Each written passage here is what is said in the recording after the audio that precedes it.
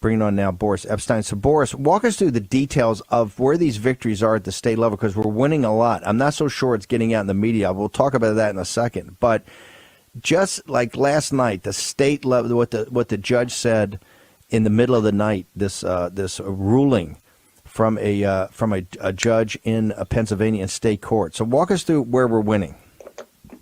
Well, here's where we're winning. We're winning in Georgia. We are going to get the signature match. We've got a great team over there. Cleta Mitchell's doing a great job. And we've got a very, very strong team focused on Georgia. So we're going to get the signature match on Georgia. In Pennsylvania, as you just mentioned, we have a very strong, reasonable judge finally, who looked and said the truth out loud. She said the quiet part out loud, as you like to say, that this was a massive fraud perpetrated on the American people by the left, by the Democrats. So that was absolutely key. Then we go to Wisconsin. Of course, the media is trying to spin things negatively because that's their job, right? Communications department for the Democrats. But here's what really is happening in Wisconsin. The numbers were never going to go our way on this recount because every time we object in both Milwaukee and Dane County, it's 2-1 Democrats to Republicans in terms of who adjudicates those objections. But what we are doing is we're getting a record of all of these ballots that were either cast without a proper application, were cast by the clerk fixing them outside of the law and rules and regulations, or people who are claiming they were indefinitely confined when they're not. And we're making a record of all these ballots. And again, from what I understand, that the number right now of ballots that have been identified in just Milwaukee County that are outside of Wisconsin constitutional law is over 100,000. And that's a 73rd to 80-20 Biden County. And we're only down 20,000 in Wisconsin. So we're good in Wisconsin. Going on to Arizona, as you mentioned, there's going to be a legislative hearing in Arizona on Monday. The legal team is going to go over there and present a case for an overwhelming array of fraud and irregularities in Arizona. We've already filed an action in Arizona on Tuesday, and that action is a premonition to a full-blown lawsuit, which can only be filed under Arizona law after November 30th. And in that lawsuit, we're laying out the fact that duplicate ballots, fixed ballots, pro-Trump ballots were not counted according to our information, and we have affidavits and witness statements as to that. The fact that there were ballots that should have been fixed, which were not allowed to be fixed, going back to the green button issue, and then observers not being allowed, Republican observers not being allowed to observe and inspect the counting of and the processing of mail ballots. And then in Nevada, we've got a hearing on December 3rd on the wide irregularities and all of the issues, dead people voting, people out of state voting, all of the problems that have existed and exhibited themselves in the state of Nevada. So as you go across the country, we continue to prove, and we've got the receipts now on this widespread fraud. And of course, the media is going to try to do everything it can to pretend like it doesn't exist. But it absolutely does. Our lawyers are showing it. And now we're taking it to the legislatures, just like Rudy Giuliani did in Pennsylvania. He will do in Arizona, and then on to other states. I just want to make sure for the audience, so I want to triage this for a second so they get a construct they could think through.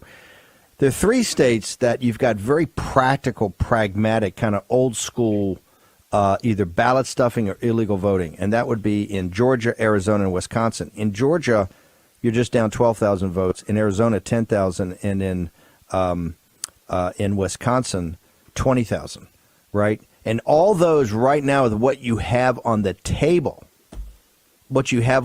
could flip all three of those states and send this essentially to Congress. The Electoral College would be tied, or you would not get to 270. Biden would not get to 270. It would be kicked to the House of Representatives in January, where Donald Trump's victory would be affirmed. So just those three alone in old school, what you could prove now, okay? Then you still got Michigan and Pennsylvania, these bigger constitutional questions, and with the machines and the massive, ballot stuffing or election fraud, I'd like to say, and that. And then you've got Nevada with a steal it the old-fashioned way.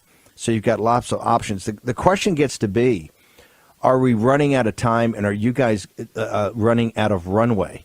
Monday, once you just got to talk practically, there's a lot of movable feast in this thing. I certify, but then I can go back and sue. I can do this because every state's different. One thing that's not movable is the 14th of December.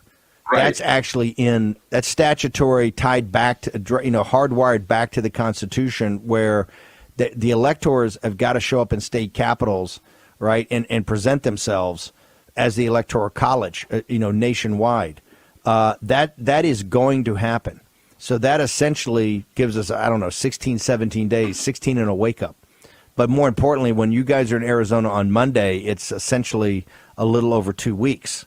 And you're fighting, you're going down you're in state court and in federal court on the constitutional and other issues. You're also now in state legislatures, but in Pennsylvania, Michigan, Georgia, and Arizona, where we control, I think, both houses of the legislatures, you can't even get to date. You have not gotten, and Arizona is not a formal official hearing. So tell me what the plan is. I mean, courage is contagious.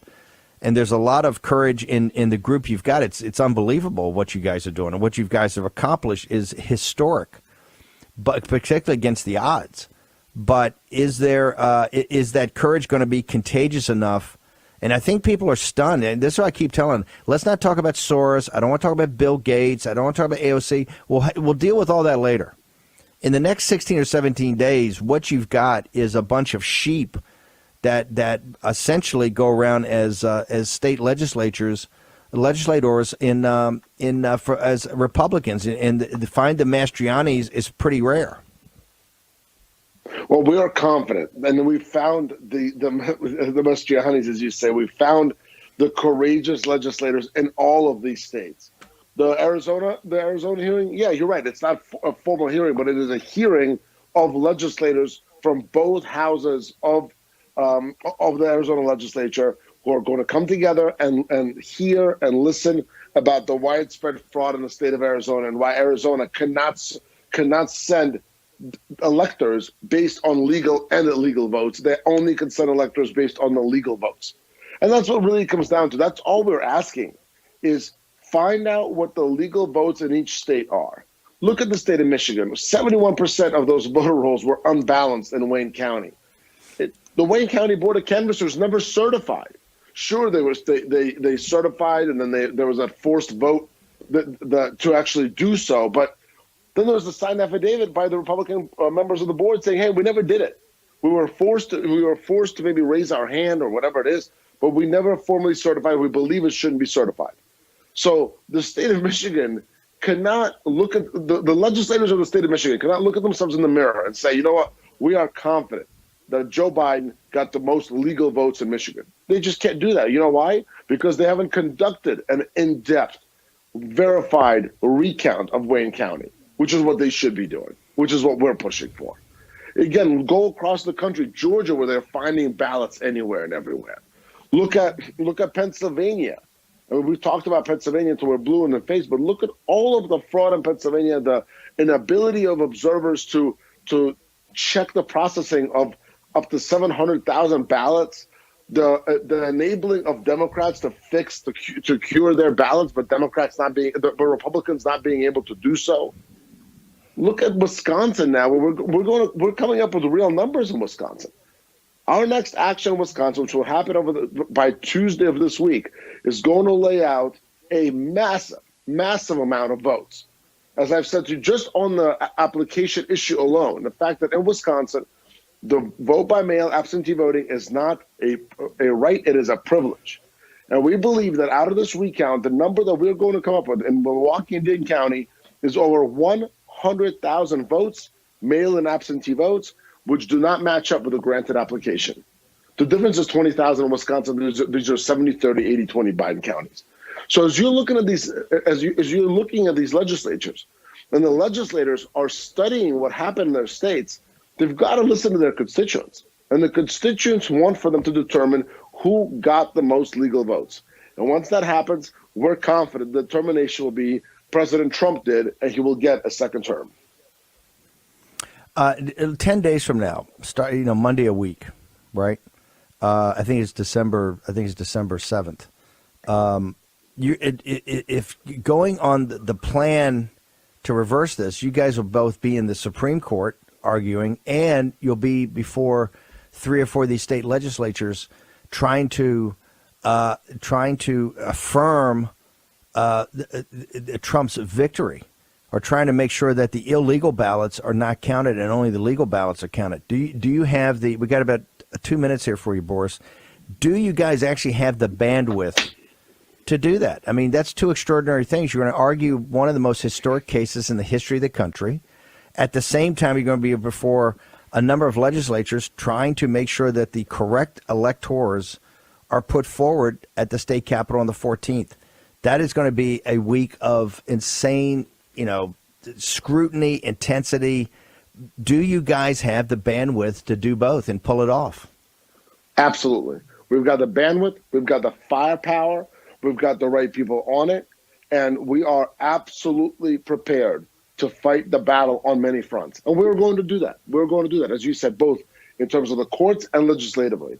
And if we need, there's other people who could be brought on to help out.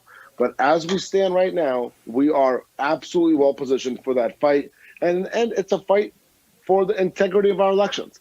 It's not for this president. It's for the presidency overall, because it's the American people. We talk about this all the time. It's the American people who get to decide who wins our elections. It's not Fox News. It's not MSNBC. It's not CNN. It's not Twitter. It's not some people who are gloating about, this intermediate recount number in Wisconsin without understanding why the recount was put in place in the first place. It is the American people. And look at what happened in Pennsylvania. They called that hearing, and it was full to the gills, full in that room. Arizona, meeting is called, so it was free. All the tickets were taken in 30 minutes. The American people know what happened. Look at the numbers. Out of the, 75 million people who voted for President Trump, all of them believe that President Trump is in his right to fight this fight. That is a huge number of people. Not just that, 0 of them think that Biden won legally. So, Boris, how do people follow you throughout this weekend? This is going to be intense. How do they get access to you and what's going on?